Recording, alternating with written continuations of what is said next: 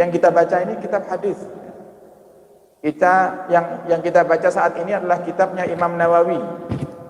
Apakah kita masih mengatakan atau meremehkan Imam Nawawi, orang yang alim luar biasa, yang beliau hadirkan juga hadis-hadisnya dengan sanad yang sambung, benar-benar sambung, bahkan beliau hadirkan ini hadis sahih apa tidaknya, yang tadi disebutkan rawahul Bukhari, Al-Imam Bukhari yang meriwayatkan, yang artinya hadis yang beliau sampaikan adalah hadis yang sahih. Siapa yang tidak ngikut Nabi, maka dia termasuk orang-orang yang tidak mau masuk surga. Maka jangan paksakan syariat untuk ikut kita, tapi kita yang harus ikut syariat. Urusan adat kita lihat, adat itu kalau memang dalam syariat diperbolehkan, maka ayo kita lestarikan. Contoh apa? Adat-adat yang ada di Indonesia yang mungkin kalau kita cari di kitab mungkin sulit untuk kita temukan, berkaitan dengan acara-acara, kegiatan-kegiatan. Contoh, setiap datang tanggal 17 Agustus atau malam 17 Agustus, semua umat Islam kumpul di kampung-kampung, di jalan-jalan. Untuk apa? Mendoakan para pahlawan. Jangan cari di kitab perkumpulan mengirim hadiah, Fatihah dan sedekah untuk para pahlawan pejuang Indonesia. Hari kemerdekaan 17 Agustus tak bakal nemu nih, Bu. Tapi kalau dalil secara umum Anda akan temukan bagaimana kita berterima kasih kepada orang-orang yang telah berjuang untuk negara kita tercinta, dan ini menunjukkan kalau kita cinta kepada negara kita. Kita berterima kasih kepada para pejuang dengan kita kirimkan pahala sedekah, berbagi makanan, saling tukar makanan, kemudian kita kirimkan pahala Fatihah, zikir dan lain-lainnya. Ini ada secara umum, tapi kalau secara khusus tidak ada. Ini kebiasaan rakyat Indonesia, setiap malam 17 Agustus berkumpul. Berkumpul untuk apa? Mendoakan mereka, para pahlawan yang sudah mendahului kita, sebagai tanda terima kasih kita atas jasa mereka, yang sebab perjuangan mereka yang ikhlas karena Allah, sampai saat ini kita bisa bersama-sama duduk di majelis dalam keadaan tenang, tentram. Kita bisa sholat di masjid tanpa adanya halangan. Kita bisa menikmati bagaimana ibadah kepada Allah yang nikmat, bersolawat kepada Muhammad, berkumpul bersama. Ini semuanya perjuangan daripada para pahlawan. Kita sebagai penerus bangsa, ya kita merasa ini adalah yang harus kita lakukan, berterima kasih kepada beliau. Adat-adat yang seperti ini ayo dilestarikan. Bahkan kita besarkan, setiap malam 17 Agustus adakan acara-acara, kompak semua kampung adakan. Bahkan kalau bisa semua RT ngadakan. Untuk apa? Untuk ngirim pahala sedekah dan ngirim pahala zikir kepada orang-orang yang telah berjuang untuk negara kita. Tapi kalau ada adat yang melanggar syariat, adat yang justru ini dimurkai oleh Allah Subhanahu wa taala, ya ini harus kita hentikan. Mau tidak mau. Walaupun itu adat, harus kita hentikan. Caranya gimana? Caranya pelan-pelan. Dengan cara-cara yang kiranya tidak menyinggung secara langsung perasaan umat. Dan inilah cara dan manhaj dakwahnya para wali songo.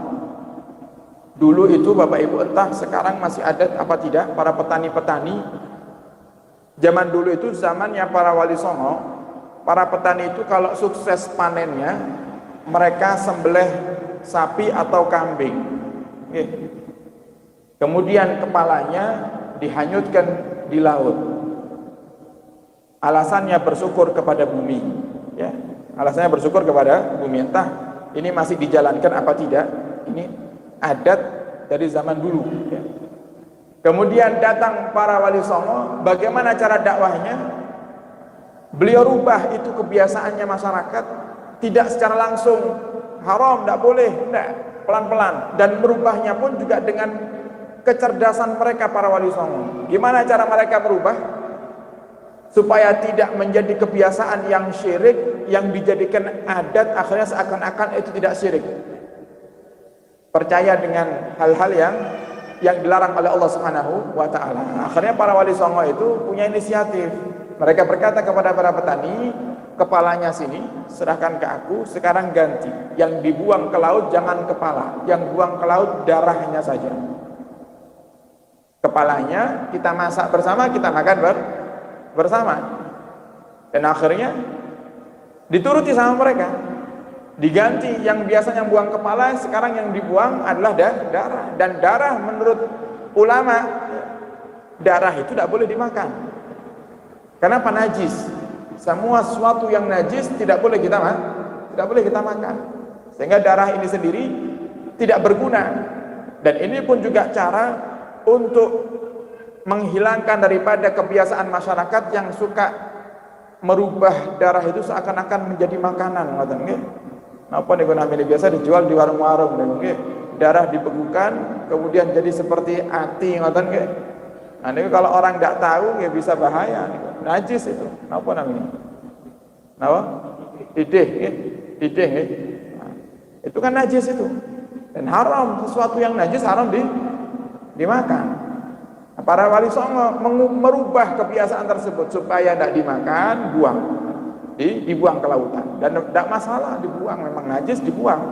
Mau tidak mau harus dibuang. Najis mau disucikan pun tidak bisa, darah. Nah, sehingga cara merubahnya juga kita lihat situasi. Oh, ini bisa dirubah dengan pelan-pelan. Oh, kalau memang sudah tidak ada solusi lagi, tidak ada cara untuk merubah dengan pelan-pelan, ya harus kita katakan ini haram. Misalnya setiap habis kegiatan-kegiatan agama itu para laki-lakinya, para kaum prianya tidak langsung pulang, misalnya enten gaplean. Kadang kalau sudah gaplean, setannya muncul pakai duit. Nah, ini harus kita katakan ini haram, tidak boleh dilakukan. Yang haram selagi itu tidak bisa dirubah dengan cara pelan-pelan, ya katakan haram. Qul haqqu walau kana murran, katakan yang hak walaupun itu baik. Tapi kebiasaan yang baik yang kita dapati ada di negara kita Indonesia tercinta ini, ayo kita lestarikan. Tapi kalau kebiasaan itu buruk dan melanggar syariat, ya kita yang harus ikut syariat, bukan kebiasaan kita yang dituntut supaya syariat ikut dengan kebiasaan-kebiasaan kita sehari-hari. Nah, ini pelajaran Bapak Ibu buat kita. Jadi kalau ngikut sunnah Nabi, ikuti dengan benar-benar. Kalau memang kita belum sanggup menjalankan sunnah tersebut, paling tidak jangan menganggap itu bukan sunnah. Karena kalau sampai kita menganggap itu bukan sunnah, sama dengan kita tidak percaya dengan syariat yang dibawa oleh Nabi kita Muhammad sallallahu alaihi wasallam. Wa man asani faqad abah. Siapa yang tidak taat kepadaku, maka sungguh dia telah abah, tidak mau masuk surga. Arabi